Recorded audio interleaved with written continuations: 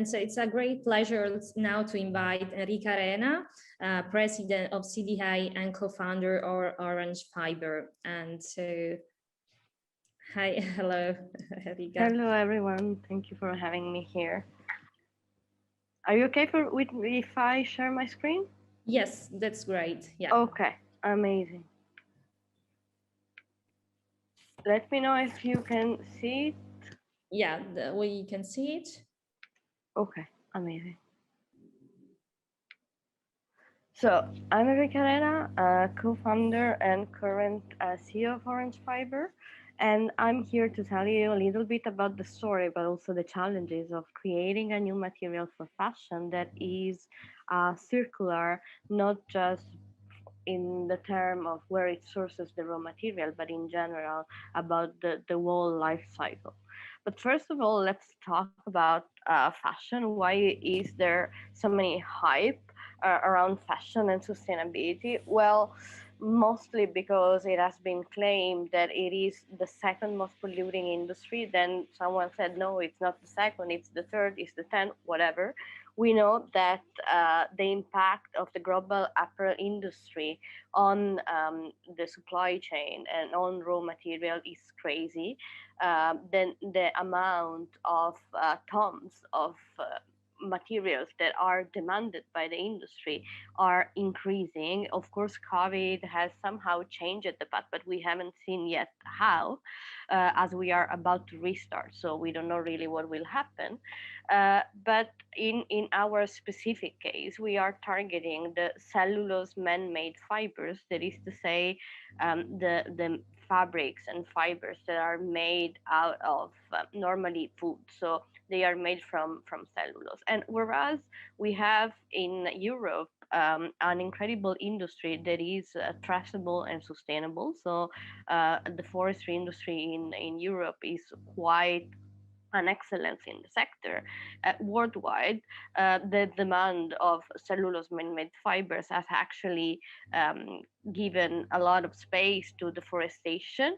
And so we wanted to actually address this issue, and the way we are addressing these is by taking the cellulose out of citrus juice byproducts. There is to say, like when we really started this company, the idea was just to make a product that was telling a different story about Sicily and kind of finding a solution for all that citrus that could not find its way to the final consumer and is left on the trees, not really collected or harvested. But as we were investigating the industry, so we found out that every time orange or lemon or name the citrus fruit, more than half of its original weight is left behind as a byproduct. And even though most of it it's basically water, there is still value that can be captured.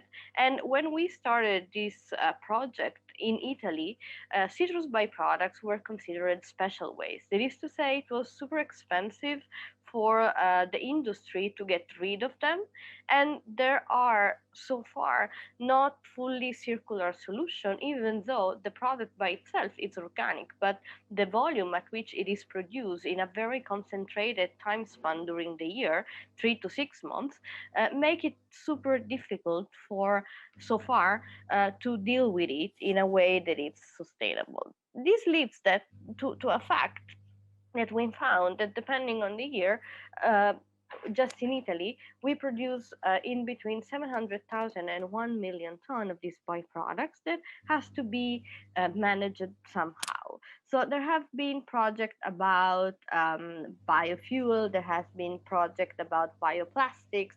It has been used as cattle feeding, but so far none of these solution has actually succeeded in finding an economically viable and fully sustainable solution to these things. So we proposed one option, and we are quite aware that so far we are not at a scale to make it, I mean, a solution for all the byproducts of Sicily or in the world, but it wants to be also an inspiration to inventors and to creatives to think at waste with a different from a different angle. So our model starts with working with the squeezer. So we work with those who actually have the product, the problem of getting rid of the byproduct. We get to an adapted pulp. This pulp will normally be called dissolving pulp from wood, and we transform them with European partners, so the full supply chain is traceable and European, into a fiber for fashion that is then in turn transformed back into yarn and fabric in Italy.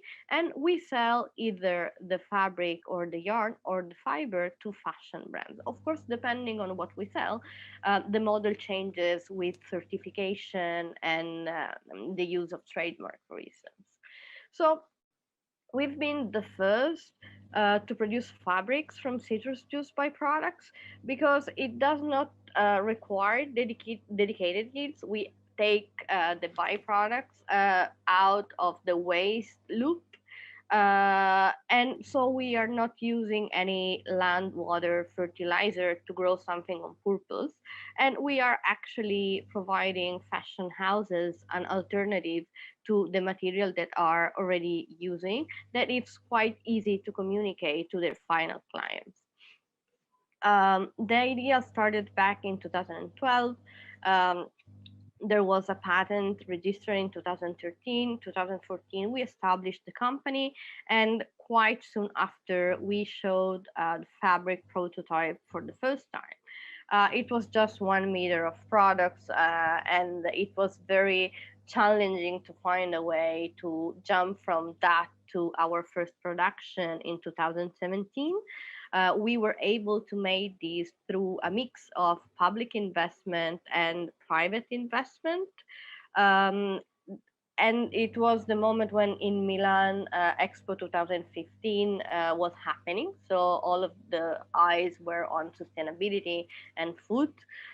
So we had this opportunity to showcase it and have a lot of brands reaching out, and we started trials with Salvatore Ferragamo, who actually was our first client ever. In the meanwhile, we started an acceleration program with H&M Foundation that every year open up the Global Change Award for 5 inventors that are proposing solutions for closing the loop in fashion. Um, our model implied that we had to take in some hard choices in terms of sustainability after the first production in 2017. So we spent more than 2 years to re-engineering the process, and we are about to announce a major collaboration with a fiber producer, a European fiber producer, to a new product that is fully sustainable and can be biodegraded even at the household level, so not just at the industrial level. What's unique about our story is that from moment zero, we told the story of a fabric that otherwise would have been transparent, because most of the time we have no idea of what we are wearing and where these materials are coming from. We have a trademark that is registered in like countries where it's relevant for us. But more than this, we have been really telling the story of the process of the products with a full transparency on the supply chain since moment zero. We also extended our patent in those countries where the citrus juice production is quite relevant for the internal economy. So we assumed back in the day that the issue is there as well, and we lately actually got in touch with some producers in these countries. So that was proven right. And of course, as you can see from this list, these countries are also relevant when it comes to fashion consumption and fashion production. Brazil, Mexico, India. Um, As I said earlier, we have been awarded by H&M Foundation with Global Change Award in 2015. This means that apart than having quite a consistent grant from them, we had the chance to get in touch with their supply chain uh, down to tier 3. So really going back to their supplier and have the opportunity of understanding how their supply chain work and how we could make it there if we want to make it there. As I told you, in 2017, Ferragamo was the first fashion brand to actually use orange fiber in its collection. They were using our first product that was a cellulose acetate, and they were using more than 10,000 meters of our fabric. The yarn back in the days was made in Spain by a company that has lately been acquired by an US company. Um, and the whole story was a story about the Mediterranean and about entrepreneurship and women. And we wanted really to tell a different story about the Mediterranean. We also been involved in Fashion for Good Accelerator in Amsterdam in 2018 with a number of fellow um, entrepreneurs and inventors in sustainability. And I'm highlighting to you this moment because since we started till now, sustainability has changed so much. So the way in which we approach the subject has really shifted from just where we source the raw material to a different level of knowledge and depth in sustainability in general and in fashion in particular. We also had the pleasure to work with H&M for their conscious exclusive collection in 2019. So in this case, we were providing the yarn to them. They were making the fabric. We were checking the content and communicating with them. It was crazy because the product went totally sold out within the first hour of sales.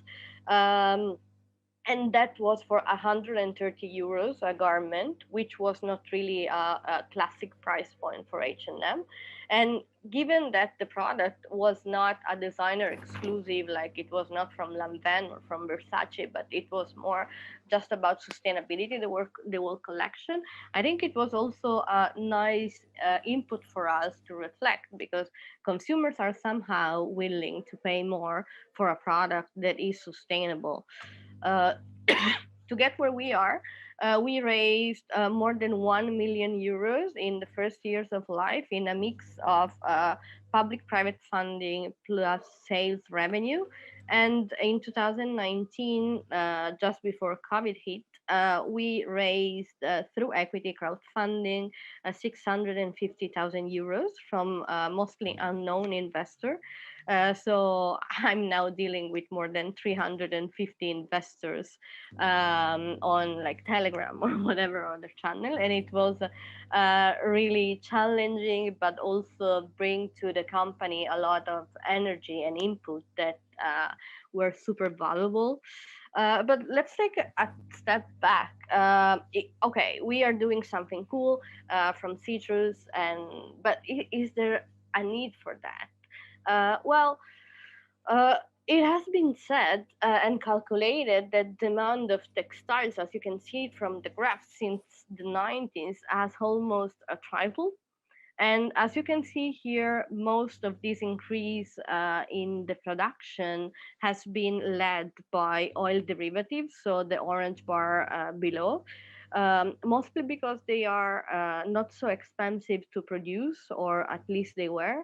As you can see on top, the cotton part has been pretty much stable over the year, mostly because the land that we can dedicate to that cannot be increased. And with the adoption of better cotton initiative, for instance, or organic cotton, the yield of the field has also decreased due to the improved way of cultivate. So we have seen also an increase of what we are doing on man-made cellulosic fiber, which are the black bar in between. Uh, as the demand for fabrics increase, we have also seen an increasing interest from the market, whether we are looking at it from the client perspective or the brand's perspective in sustainability. So since we have seen that least, for instance, in 2020, but even earlier than this in 2018, there was an increase in the research on Google of like sustainable related keywords. So people at least are Googling materials or sustainability before buying. And in turn, brands are taking action towards sustainability at the group level, at the brand level, but also together in organization. You have mentioned the Ellen MacArthur Foundation that has really done an incredible job on plastic-free items and mapping the sustainable materials alternative to plastics in the fashion industries. But there's also the circular fashion system commitment that is actually grouping fashion houses and providing a way to measure their sustainability and making it comparable. Because right now, for the clients, what is most difficult is to figure out which sustainability claims are true and what is more sustainable in general. So when a brand enters the global fashion agenda and want to be part of this process of sustainability, because sustainability can just be a process. The only way to be fully sustainable is to not consume. Uh, they have to respond to a number of questions, and one of these is what will be your first area of investment for sustainability? And 89% of the respondents said that raw material will be the area of focus, which for us is a good news because that's what we are providing. But it also means somehow that it has to go together with the second most relevant item there, design and product development. It has been said, we need to look at production in a way that is regenerative, because if we only turn our vision and said, okay, to our supplier and say, okay, find me something sustainable, and then we stop taking care of what happened afterward, is just moving the problem a little bit forward and not really solving it. So when we had to calculate what could be our target market, we aimed at an alternative to silk, mostly for the hands feel and the kind of positioning. And we started from the assumption that cotton and polyester have a penetration of 6 to 7% of the market of their sustainable alternative. So out of the total, just 6 to 7% it's sustainable. So we bring that assumption in the silk market and we calculate how big could be the market for us. Was more like an exercise of business planning for investor, but it's just to tell you how we actually look at our market, and this is how we wanted to get to them. So currently we are producing 15 tons a year, and our goal is to scale up to 180 tons in the next 2 years. But just be aware that in our sector, the standard is producing 100 tons a day. So we are really, still in a very small pilot scale compared to the real industry. We have received the interest of a lot of fashion houses, most of them from the luxury market. The more we go on, the more other brands are coming from different sectors. We are not alone, of course, out there. There are a lot of alternatives or innovative or regenerative. 1 minute left. Okay. A lot of alternative from food waste or man-made recycled lab engineered. But here I want to make just one small point. Maybe you have heard about recycled plastic bottles. These have raised a lot of issues because we are taking something from one cycle, the food and water, we are taking it into the fashion where it cannot be recycled. So sometimes recycled things looks better than they are. So that plastic, for instance, if it would stayed in the PET cycle for bottles, could have been recycled way more, because so far there's no technology that could recycle polyester in fabrics. And for instance, another buzzword has been vegan leather, which is something we cannot either even say in Italy because out of law it's misleading for the clients.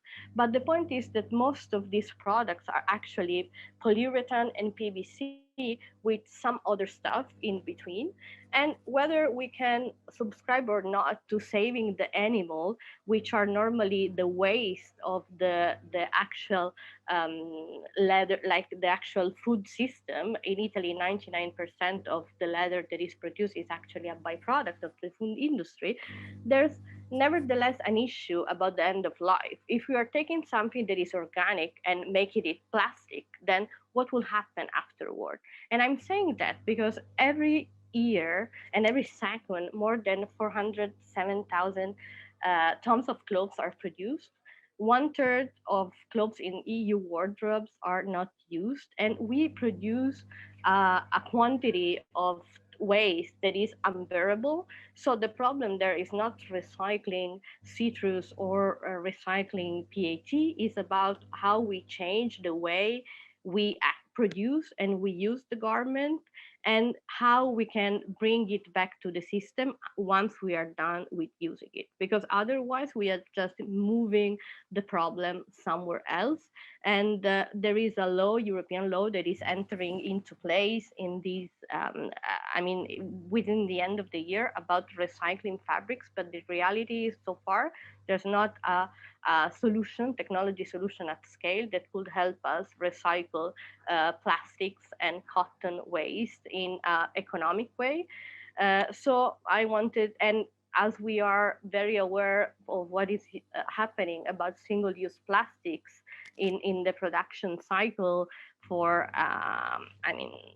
straws or forks or whatever, we need to bring that idea back into the fashion industry as well. So if we want to think about investment, the investment have to be done not to use plastic in the bottles of water, and not to actually use that water, like that plastic bottles, into fabrics.